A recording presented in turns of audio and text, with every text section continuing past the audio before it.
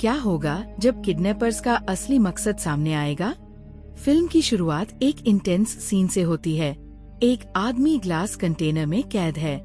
जैसे ही उसे होश आता है, वो पैनिक में चिल्लाने लगता है। पहले उसे लगता है कि शायद वो किसी लोन शार्क के चक्कर में फंसा है, लेकिन जल्द ही उसे रियलाइज होता है कि ये मामला कुछ और ही है। पर ये सब किसने किया और क्यों? उसके कंटेनर पर टाइमर चल रहा था और जैसे ही वो 0 पर पहुंचा, एक रेडियो से आवाज आई, सर हेनरी। ये सुनते ही कैदी मदद की भीख मांगने लगा, लेकिन उसे शॉक तब लगा जब पता चला कि हेनरी भी किसी ग्लास कंटेनर में कैद है। दोनों का रेडियो कनेक्शन हो गया, लेकिन अब सवाल ये था, यहाँ से बाहर कैसे निकला जाए? तभी जेरेमी, पहला कैदी, ने कहा, डोंट वरी, हम मिलकर कुछ करेंगे। और इतना कहते ही उसका कंटेनर जोर से हिलने लगा। हेनरी के साथ भी यही हुआ। मतलब वो लोग किसी चलती हुई चीज में कैद थे, शायद किसी ट्रक में, और अब उन्हें कहीं दूर ले जाया जा रहा था। लेकिन आगे जो हुआ वो और भी डरावना था। जेरेमी ने अंदाजा लगाया कि हेनरी भी उसी ट्रक में है, क्योंकि उनके रेडियोस बहुत पुराने थे जो लॉन्ग डिस्टेंस फ्रीक्वेंसी पकड़ने में सक्षम नहीं थे। तभी ट्रक अचानक रुक गया। जेरेमी ने कहा, जोरों से चिल्लाओ ताकि कोई हमें बचा सके। लेकिन ग्लास कंटेनर्स इतने साउंड प्रूफ थे कि कोई आवाज बाहर नहीं जा सकती थी। और तभी जेरेमी के कंटेनर में अचानक लाइट ऑन हो गई। तेज रोशनी उसकी आंखों में चुभ गई और वो कुछ देख नहीं पाया। फिर उसके सामने एक फोटो फेंक दी गई।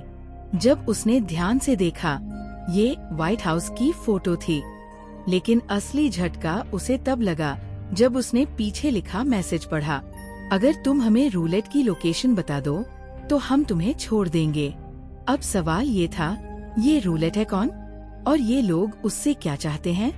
हेनरी को भी ऐसा ही मैसेज मिला, लेकिन उसके पीछे लिखा था, अगर जेरेमी रूलेट की लोकेशन बता देगा तो हम तुम्हारी जान बख्श देंगे। अब जेरेमी हेनरी से पूछता है, तुम कौन हो आखिर? हेनरी ने बताया कि मैं एक सिक्योरिटी ऑफिसर हूँ।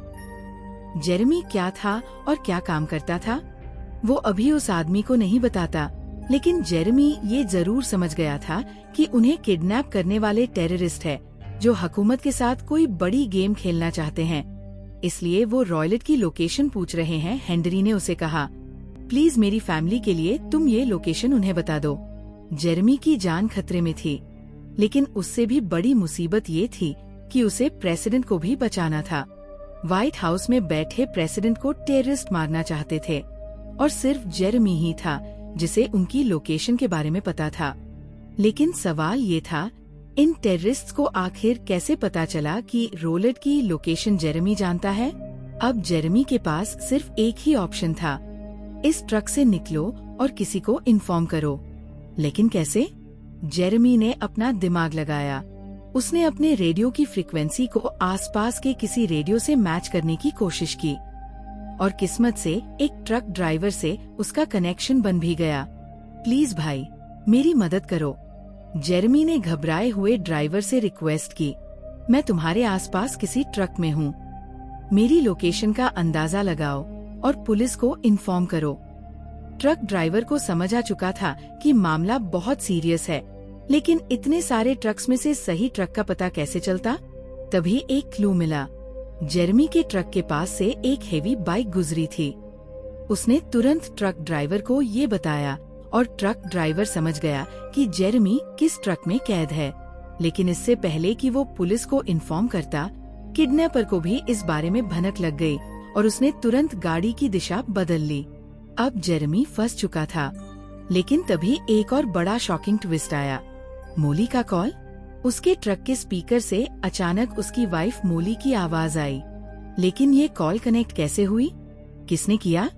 जेरेमी ने झट से अपनी वाइफ से मदद मांगने की कोशिश की, लेकिन दोनों के बीच नाराजगी चल रही थी।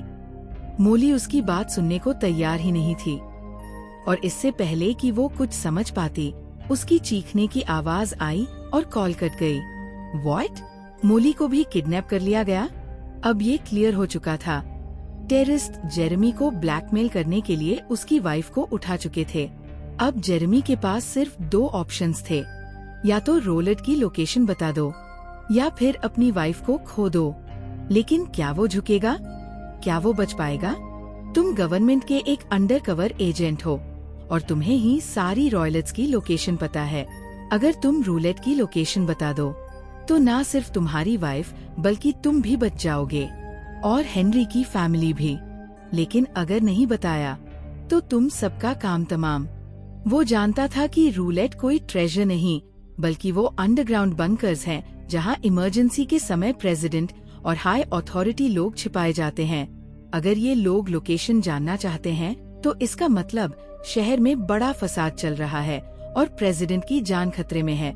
जेरेमी किसी भी हालत में वो लोकेशन नहीं बता सकता था, लेकिन टेररिस्ट उसे तोड़ने के लिए किसी भी हद तक जा सकते थे। जब जेरेमी ने फिर भी इनकार कर दिया तो टेररिस्ट ने उसके कंटेनर में दर्जनों मधुमक्खियां छोड़ दी। उसे 20 से खतरनाक एलर्जी थी और अगर वो डंक मारती तो उसकी मौत तय थी। जैसे जैसे जहर उसके शरीर में फैल रहा था उसकी आंखें बंद होने लगी। लेकिन कुछ देर बाद जब होश आया तो उसने देखा किसी ने उसे इंजेक्शन लगा दिया था। कौन था वो और क्यों उसकी जान बचाई गई? हेनरी ने फिर की जेरेमी से गुहार, प्लीज जेरेमी, रूलेट की लोकेशन बता दो, मेरी फैमिली की जान खतरे में है। लेकिन जेरेमी अडिग था, मेरी ड्यूटी मेरी जान और फैमिली से बढ़कर है। लेकिन कहानी में आया एक और ट्विस्ट। ट्रक जिसमें जेरेमी को कैद किया गया था उसका ड्राइवर तेजी से गाड़ी दौड़ा रहा था। अचानक पुलिस ने पीछा करना शुरू कर दिया। ये मौका था बचने का, लेकिन टेररिस्ट ने धमकी दी, अगर कोई चालाकी की तो तुम्हारी वाइफ को मार देंगे। तेज रफ्तार ट्रक, एक खतरनाक एक्सीडेंट और बेहोशी की हालत में जर्नी। लेकिन जब उसे होश आया तो सामने दिखा ऐसा नजारा जिसने उसके रोंगटे खड़े कर दिए। ड्राइवर तेजी से ट्रक चला रहा था और इसी स्पीड की वजह से एक भयानक एक्सीडेंट हो गया। जर्नी बेहोश हो गया, लेकिन कुछ देर बाद जब उसकी आंखें खुली तो उसने जो देखा वो हैरान कर देने वाला था। ड्राइवर बेहोश पड़ा था, या शायद वो मर चुका था। तभी जर्नी की नजर ड्राइवर की पॉकेट में पड़े फोन पर गई। ये उसका बचने का एकमात्र मौका था। उसने कंटेनर के छोटे से होल से हाथ निकाला और किसी तरह फोन उठा लिया। जल्दी से पुलिस को कॉल मिलाई। लेकिन समस्या ये थी कि उसे अपनी लोकेशन का अंदाजा तक नहीं था। उसने बस पुलिस से इतना कहा, मुझे किडनैप कर लिया गया है और ये लोग मुझे कहीं लेकर जा रहे हैं। पुलिस जर्नी की मदद करना चाहती थी, लेकिन एक बड़ा झटका लगा। जिस फोन से कॉल आई थी उसकी लोकेशन ट्रैक नहीं की जा सकती थी। अब पुलिस ने दूसरा तरीका अपनाने का फैसला किया, जिस सिग्नल टावर से जर्नी ने कॉल किया था उसे ट्रैक करने का। लेकिन इसमें बहुत टाइम लगने वाला था और जर्नी के पास ज्यादा वक्त नहीं था। तभी जर्नी की नजर सामने एक आदमी पर पड़ी। ये उसकी आखिरी उम्मीद थी। उसने पूरी ताकत लगाकर चिल्लाना शुरू किया, बचाओ, प्लीज मेरी हेल्प करो। लेकिन जैसे ही उस आदमी ने उसे देख लिया और कंटेनर खोलने के लिए आगे बढ़ा, पीछे से किसी ने उसे गोली मार दी। जर्नी की आंखों के सामने उसकी आखिरी उम्मीद भी मर चुकी थी। अब ट्रक को एक नया ड्राइवर चला रहा था और ये भी उन्हीं आतंकियों का आदमी था। उसने मरे हुए ड्राइवर को बेरमी से ट्रक से बाहर फेंका और गाड़ी आगे बढ़ाने लगा। अब पुलिस की लोकेशन ट्रैकिंग भी किसी काम की नहीं थी। तभी अचानक पुलिस की कॉल आई, लेकिन जो लोकेशन उन्होंने बताई वो जर्नी के लिए एक और बड़ा झटका थी।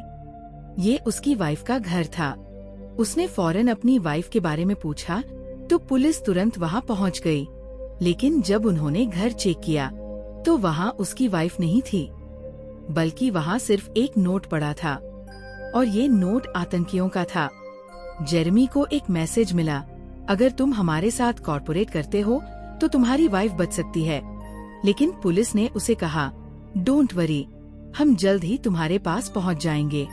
पर दिक्कत ये थी कि जिस लोकेशन को पुलिस ट्रैक कर रही थी, जेरेमी अब वहां से काफी दूर जा चुका था। सस्पेंस बढ़ता गया। हेनरी ने दोबारा कॉल किया, देखो, मेरे पास एक टाइमर चल रहा है, शायद ये बम का है, कुछ ही देर में मैं मर सकता हूँ। प्लीज मेरी जान बचा सकते हो तो रॉलेट की लोकेशन बता दो। मैं ऐसा नहीं कर सकता, लेकिन मैं तुम्हारी जान बचाने की कोशिश कर रहा हूँ। हेनरी ने मिन्नत की, कम से कम मेरी फैमिली से बात करवा दो। जेरेमी करवाना चाहता था, लेकिन अगर वो इमोशनल हो गया तो क्या टेररिस्ट जीत जाएंगे? तभी अचानक जेरेमी के पास मौजूद रेडियो से शहर में धमाकों की खबरें आने लगी। पूरे शहर में अफरा तफरी मच गई थी। प्रेसिडेंट को सेफ रखने के लिए को रॉलेट के अंदर भेज दिया गया था। टेररिस्ट ने प्लान शुरू कर दिया था। अब बस उन्हें जेरेमी से लोकेशन चाहिए थी। इसके बाद वो प्रेसिडेंट को भी मार सकते थे और पूरा शहर तबाह हो जाता। जेरेमी को कुछ करना था। उसने बाकी एजेंट से संपर्क करने की कोशिश की, लेकिन कोई फोन नहीं उठा रहा था। सिर्फ एक एजेंट ने कॉल रिसीव की और जो उसने बताया वो किसी भी इंसान को हिला सकता था। सरकारी अंडरकवर एजेंट्स को किडनैप करके ट्रकों में बंद कर दिया गया था और जो एजेंट्स इन्फॉर्मेशन नहीं दे रहे थे उन्हें ट्रकों में लगे बम से उड़ा दिया गया। तभी एक और कॉल आई।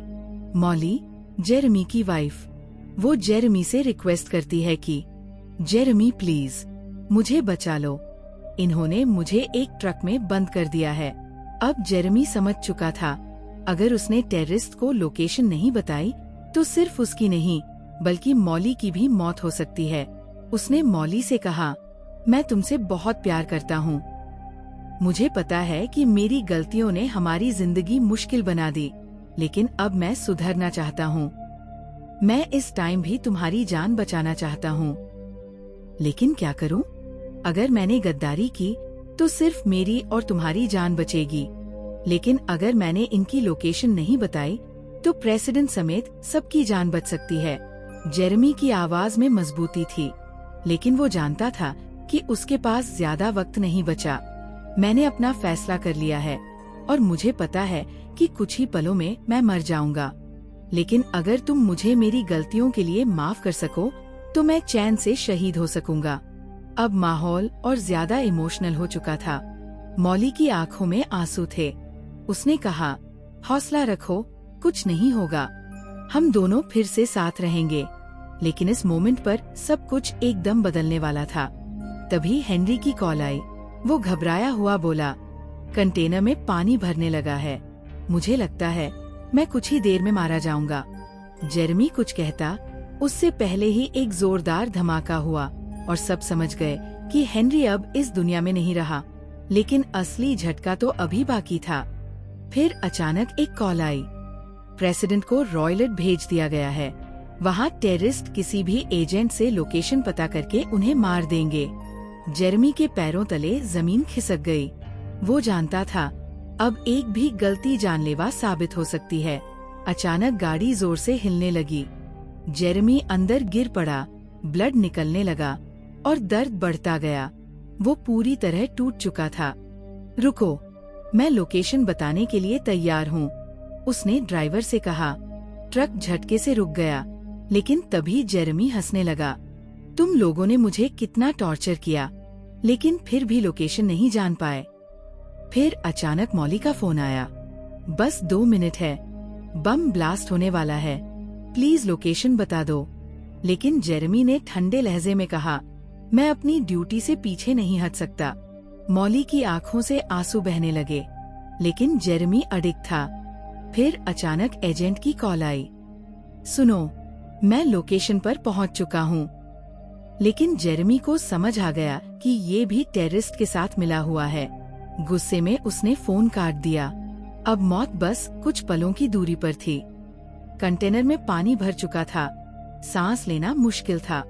लेकिन तभी किसी ने उसे पकड़कर बाहर खींच लिया। वो हेनरी था। जेरेमी पूरी तरह हैरान था। तुम तो मारे गए थे। तभी पीछे से एक और आवाज आई, स्टॉप। प्रेसिडेंट खुद वहाँ खड़े थे। उन्होंने कहा, ये सब सिर्फ एक टेस्ट था जो हर अंडरकवर एजेंट के लिए रखा गया था। जेरेमी पूरी तरह शॉक था। मतलब ये सब ड्रामा था? प्रेसिडेंट बोले, हाँ, अब तुम्हारी ड्यूटी मेरे साथ रहेगी। और इसी के साथ ये मूवी यहीं खत्म हो जाती है। तो बताओ, अगर तुम्हें ऐसी सिचुएशन में डाल दिया जाए तो क्या तुम भी जेरेमी की तरह वफादारी निभा पाओगे?